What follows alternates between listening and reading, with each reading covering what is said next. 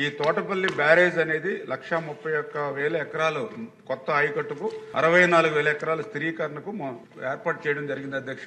అయితే ప్రస్తుతం ఇది 84,000 ఎకరాలకు మాత్రమే సాగునీరు అందుబాటులో ఉంది. అందులో పర్టికులర్ గా ఎందుకంటే నేను మొన్న కూడా చూశాను అధ్యక్ష, మన ఖరీఫ్ సీజన్ కు సంబంధించి అక్కడ ఉన్నటువంటి ఎమ్మెల్యేలు కూడా ఈ తోటపల్లి కాలువకు సంబంధించిన సమస్యను కూడా నా దృష్టిలోకి తీసుకురావడం జరిగింది. పర్టికులర్ గా పార్వతీపురం, అదేవిధంగా బొబ్బిలి, రాజం, చీపురుపల్లి, నెల్లిమర్ల, హెచ్చర్ల ఈ 84,000 ఎకరాల అధ్యక్ష.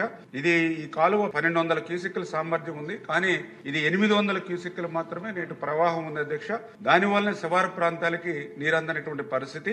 దాని మీద లాస్ట్ టైం ఎమ్మెల్యేలు అంతా వంతుల వారి విధానంలో ఏర్పడితే మేము కలెక్టర్ గారితో చెప్పి మళ్ళీ మీటింగ్ ఏర్పాటు చేసి కొంత వంతుల వారి విధానంలో పెట్టి అదృష్టవశాత్తు కొద్ది వర్షాలు కూడా పడ్డంతో ఆ సమస్య కొంత తీరినటువంటి పరిస్థితి.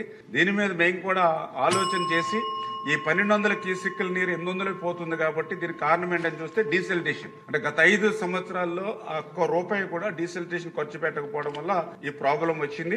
దయవుంచి మీ ద్వారా కూడా గౌరవ సభ్యులు కూడా కోరుతూ ఉన్నాం. మన ప్రభుత్వం వచ్చిన తర్వాత డీసెల్టేషన్ సంబంధించి 4.70 లక్షలు, అదేవిధంగా 67 లక్షలు, అంటే మొత్తం ₹5,40,00,000 ఇచ్చాం మనం డీసెల్టేషన్. కానీ అక్కడ పనులు చూస్తే 2.98 మాత్రమే చేశారు. ఇంకా బ్యాలెన్స్ అమౌంట్ ఉంది.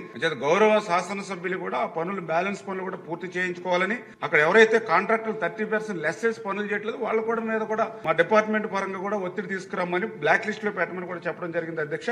రెండవది ఆఖరిగా సభ్యుల యొక్క ఏదైతే ఈ యొక్క 6 కాన్స్టిట్యున్సీల యొక్క అభిప్రాయం దృష్టిలో పెట్టుకుని ఇప్పుడు ఏదైతే డీసిల్టేషన్ కోసం 21 కోట్లు అడిగారు అధ్యక్ష, అదేవిధంగా ఏదైతే సీసీ లైనింగ్ కోసం 99 కోట్లు అడిగారు అధ్యక్ష. తప్పనిసరిగా ఇది ఈ ప్రతిపాదనను ఆమోదించి ఆ సమస్య తీర్చేటువంటి విధంగా పరిష్కారం చేస్తాం అధ్యక్ష.